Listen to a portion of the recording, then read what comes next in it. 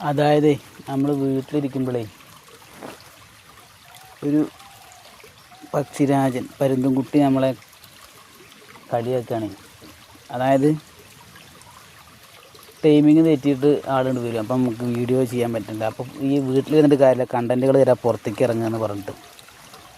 അപ്പോൾ ഞാൻ അങ്ങനെ ഒഴിഞ്ഞു വന്നിരിക്കുകയാണ് ഒരു സ്ഥലത്ത്. ആ വാള് നമ്മളെ സ്വീപ്പാക്കാം. ഇപ്പോഴൊന്നും വരുന്ന ലക്ഷണമില്ല, ഭയങ്കര ജാട. അപ്പോൾ ഞങ്ങൾക്ക് ഒരു വെറും ശബ്ദം മാത്രം കേൾപ്പിച്ച് തരാം. അപ്പോൾ ഞാനൊന്ന് സൈലൻ്റ് ആവുകയാണ്.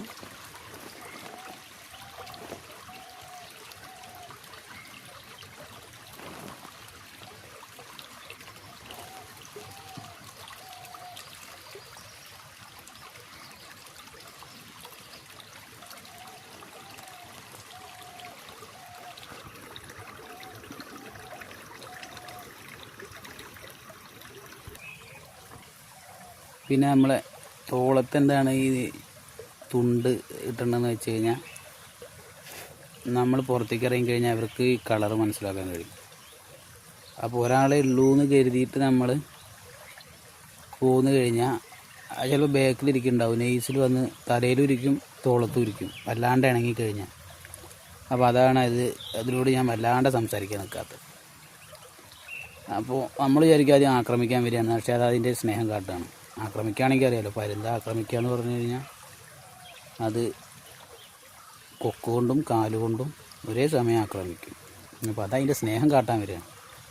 അപ്പോൾ അതുമാതിരി തന്നെയാണ് വന്യജീവികളൊക്കെ. സൂക്ഷിച്ച് കൈകാര്യം ചെയ്തിട്ട് ഇല്ലെങ്കിൽ, അത് മനസ്സിലാക്കാൻ കഴിഞ്ഞിട്ടില്ലെങ്കിൽ നമുക്കൊരു ബുദ്ധിമുട്ടല്ലേ. അങ്ങനെയാണ്.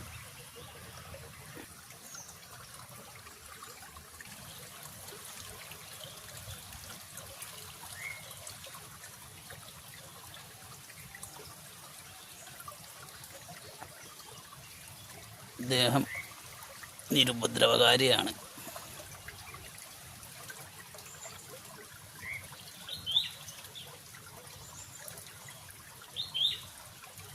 നമുക്ക് പോസ് ചെയ്ത് തരുന്നുണ്ട് ആള്.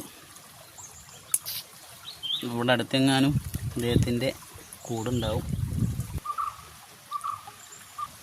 അപ്പോൾ ഞങ്ങളിവിടെ കടുന്നൽ എന്നാണ് പറയുക.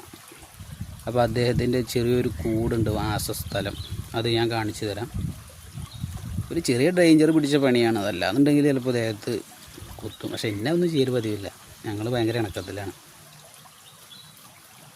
അല്പസമയം